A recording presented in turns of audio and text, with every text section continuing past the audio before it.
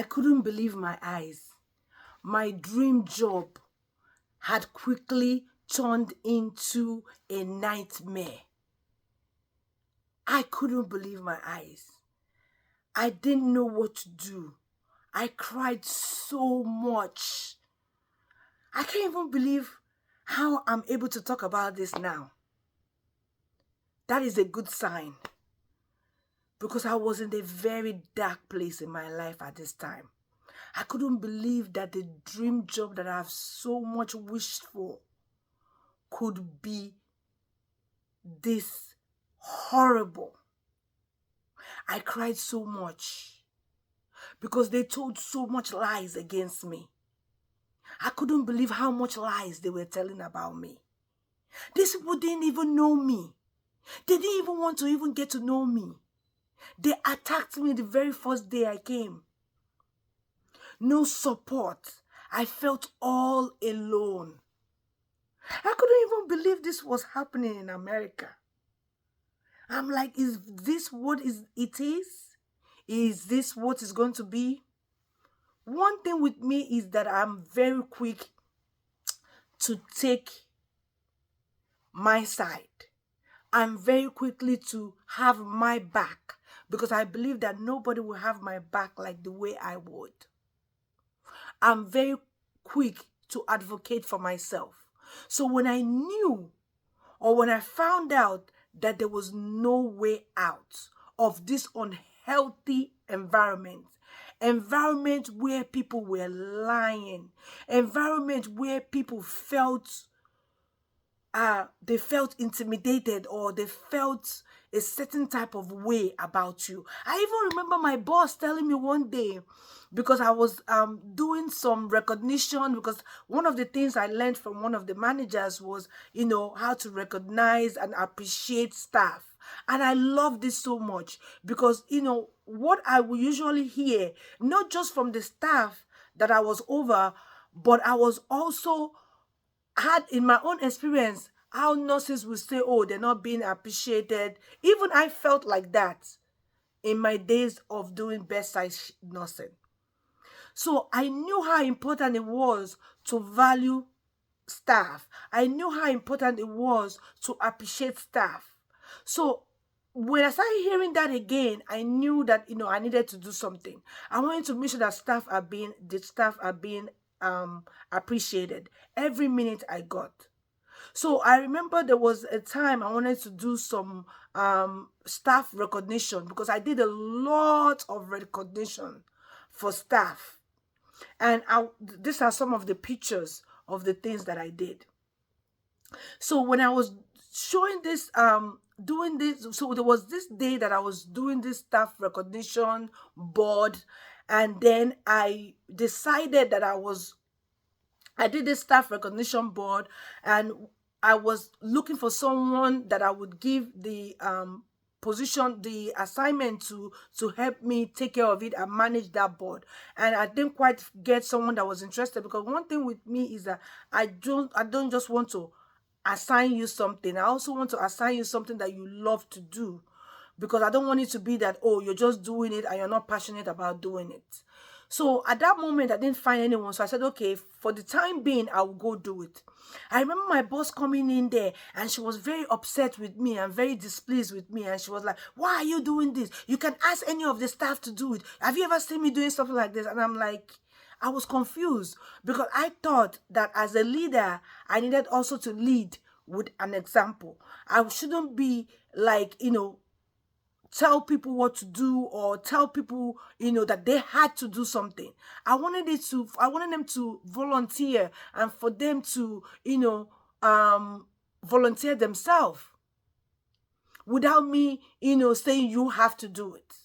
Because at that time I had asked a couple of people, and they were not interested in doing it. So I said, okay, let me do it, and maybe in me doing it, they would, someone will come up and say, okay, they're interested, or someone will see that, oh, their boss is doing something, and oh, they will come help me out. So that's how I looked at it. But my boss came in that day and said, why are you doing this? You're not supposed to do this, blah, blah, blah, blah, blah, blah. Have you ever seen me do this? And I didn't understand where she was coming from. And the next thing she told me was, do you think they value this? Or she said something like, oh, you work in vain. And I laughed. I'm like, you work in vain? What is she talking about? Because nobody works in vain.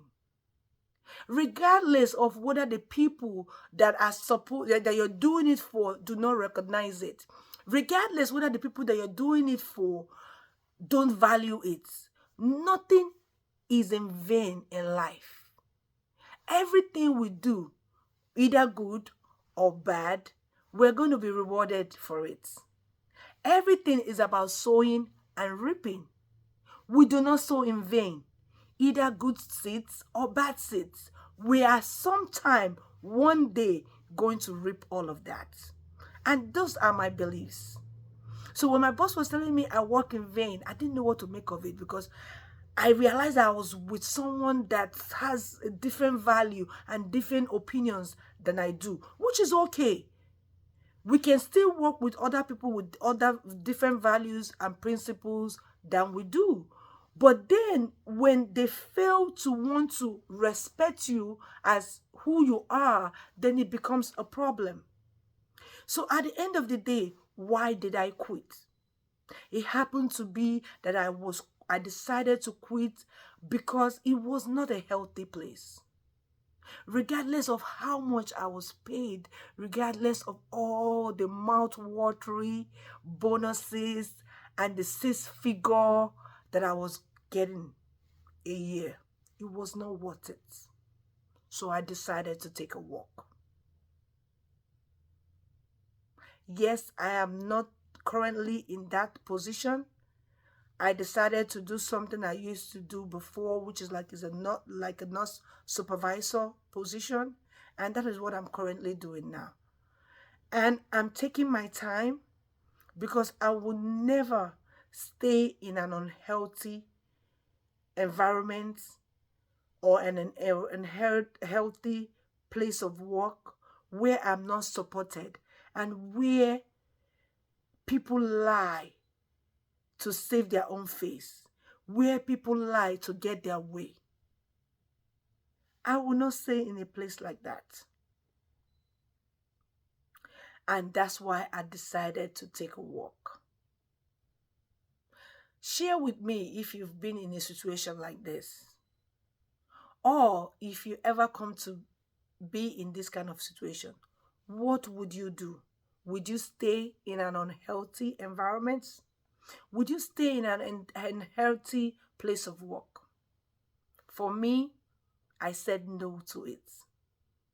And I stayed at home after that particular job, and I stayed off of work for several months because I needed to heal.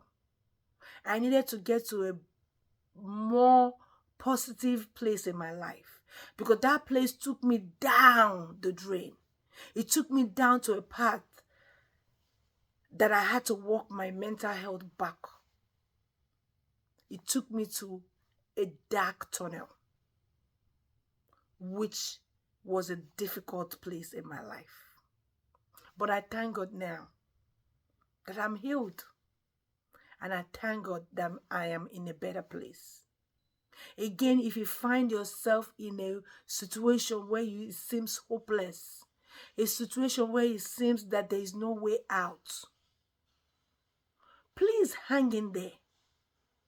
Hanging in there does not mean that you should stay in an unhealthy environment. If that unhealthy environment is making you feel a certain type of way, take a walk. Or find out the best thing you can do, but save yourself.